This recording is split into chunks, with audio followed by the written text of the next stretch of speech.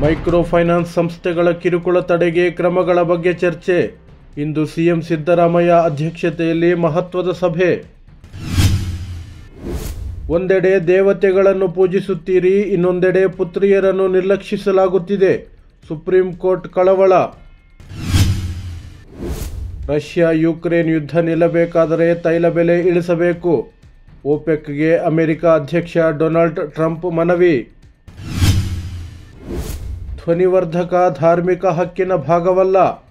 ಮಸೀದಿಯಲ್ಲಿ ಧ್ವನಿವರ್ಧಕ ಅಳವಡಿಸಲು ಅನುಮತಿ ನಿರಾಕರಿಸಿದ ಅಲಹಾಬಾದ್ ಹೈಕೋರ್ಟ್.